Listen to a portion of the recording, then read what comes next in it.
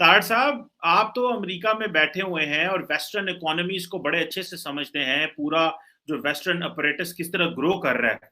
एक बहुत बड़ी अनहोनी हो गई है साउथ एशिया में कि इंडिया ने बर्तानिया को क्रॉस कर दिया है और इंडिया इस वक्त पांचवी बड़ी इकोनॉमी बन गई दुनिया की। तार साहब, हमने और इंडिया ने इकट्ठे आजादी हासिल की थी। ये क्या हुआ कि इंडिया आज बर्तानिया को क्रॉस कर गया जिससे आजादी ली थी, और हमारे सारे फेडरल मिनिस्टर एयरपोर्ट्स पे खड़े हुए हैं और वो एड रिसीव कर रहे हैं। तो ये फर्क कैसे हुआ और हम क्यों इतने पीछे रह गए कि आज बर्तानिया जो है वो इंडिया से पीछे रह गया। सीमा साहब, इस पे मैं ब्लेम करूंगा लीडरशिप पर। देखिए, कौमों के लीडर हमेशा अगर उनको सही डायरेक्शंस में लीड करें तो उसके रिजल्ट इस तरह के आते हैं जिस तरह की आप बात कर रही हैं।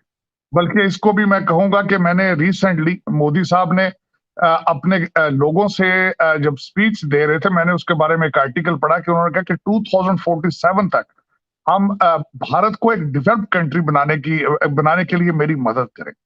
देखिए, दो चीजें होती हैं। जब ये जुनून होता है कौमों के अंदर, कौमियत जब आ जाती है, जाग जाती है, तो फिर वो हर हर्डल को क्रॉस कर जाते हैं।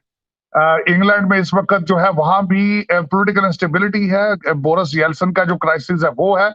और दूसरा महंगाई, इन्फ्लेशन और कोविड के साइड इफेक्ट्स, और ये सारी चीजें जब आप इकट्ठी करते हैं तो उसमें स्लो डाउन आ जाता है।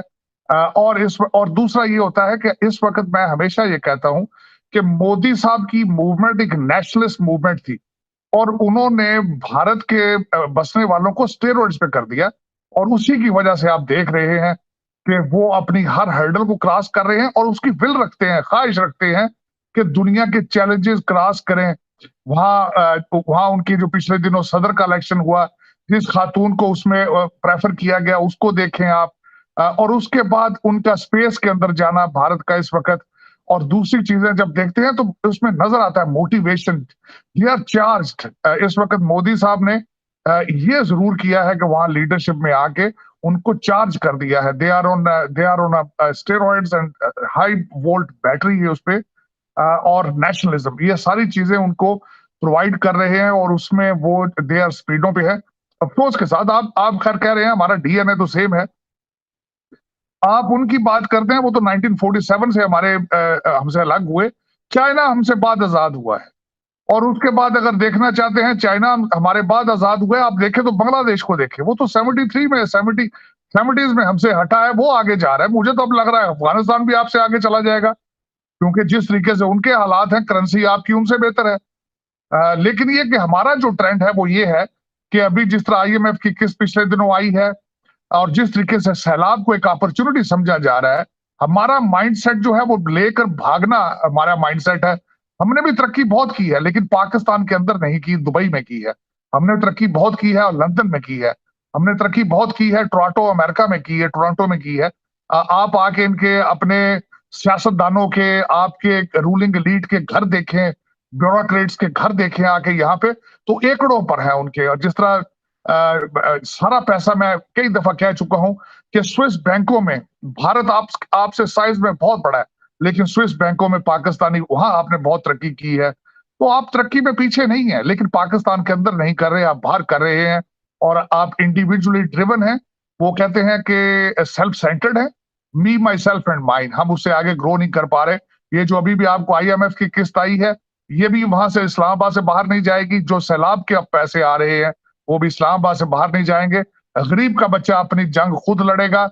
आप अपने पैसे लेकर लंदन दुबई भाग जाएंगे, जो इस वक्त रूलिंग एलीट है।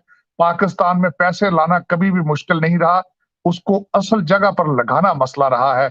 पाकिस्तान के अंदर इस वक्त दो किस्म की करप्शन है, दो किस्म के गुनाह है, दो किस्म की अच्छाइयां हैं। एक पार्टी जो मर्जी करे उनका गुनाह गुनाह नहीं है, दूसरी पार्टी ना भी करे तो वो गुनाह है। क्योंकि आपके इस वक्त आंखें आंखें भी बंद हैं, कान भी बंद हैं। आप अपनी डायरेक्शन का तयन कर चुके हैं, जिसकी मुझे नजर आती है दैट इज इन अफगानिस्तान। अच्छा तार साहब, ये बताइएगा कि एक तरफ तो इंडिया इस वक्त जैसे हम बात कर रहे हैं कि बर्तानिया को क्रॉस कर गया है, और 2022 में आज इमरान खान ने एक नई बात कर दी है। उन्होंने ये कहा है कि मैं अपनी यूथ को एजुकेट करना चाहता हूँ जहाद जहाद के बारे में, कि जहाद करें। और उन्होंने कहा जिहाद का मतलब ये नहीं है कि अपने आप को जो है ना वो उड़ा दें। तार साहब, जितना वल्नरेबल पाकिस्तान का मुआशरा है, क्या इमरान खान की इतनी कैपेसिटी है? और जो हमने ये 20 साल जहाद की वजह से अपना मुल्क जो है वो तोड़वा दिया है, यहाँ पे हम जहादियों से लड़ते रहे हैं, और आज वजीर आजम, साबिक वजीर आजम, जिसकी अभी भी 2 सूबों में और आजाद कश्मीर में और गिलगित में जो हुकूमत है, वो पाकिस्तान की 65% यूथ को ये कह रहा है आओ तुम्हें मैं जहाद के बारे में बताऊं, जहाद क्या है। ये हमारी प्रायोरिटीज क्या है? इंडिया में तो यूनिकॉर्न्स आ रहे हैं, ये हमें आज जहाद की बताने की बातें कर रहे हैं।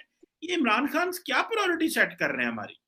हाँ साहब, माजी के अंदर जो कुछ होता रहा है पाकिस्तान के अंदर उसी माइंडसेट के ऊपर इन्वेस्टमेंट कर रहे हैं खान साहब। मैंने आपको बताया था निकोलो मैकियावेली के ये मुरीद हैं, उनकी फिलॉसफी पे चलते हैं।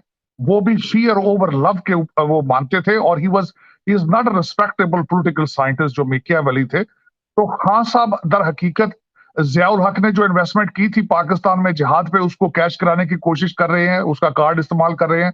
खान साहब सूबा सराज में 9 सालों से बैठे हैं। वहां पे ड्रोन अटैक हुए थे, अमेरिका के खिलाफ एक सेंटीमेंट था, उसको भी उन्होंने कैश कराया है। खान साहब सिर्फ इस्लामाबाद हासिल करना चाहते हैं, उससे उन्हें ये भूल चुके हैं कि उसको हासिल करने के बाद उसको चलाएंगे किस तरह। अब देखें जिस तरीके से इस वक्त आज मैं आपको बताऊंगा जलसे आज जनूबी पंजाब में गए हैं खान साहब ने सैलाब के ऊपर खड़े होकर भी नारे मरवा लिए वहां पे।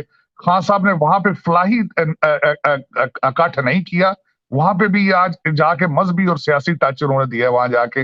मैं यहाँ पे अफसोस के साथ ये कहूंगा कि जिस तरीके से पंजाब में, गुजरात में अगले दिन जलसा हुआ, और हमारे वहां के फरमा रवा जो है वड़ाई साहब, जो परवेज लाई साहब, उन्होंने एक सड़क को 8 घंटों में, जो मैं बड़े सालों से, हमारा पुराना डिस्ट्रिक्ट गुजरात था, मैं उसी सड़कों पे धक्के खाता रहा हूं, और मुझे पता ये चला कि एक दिन के अंदर उस सड़क को तामीर कराया गया।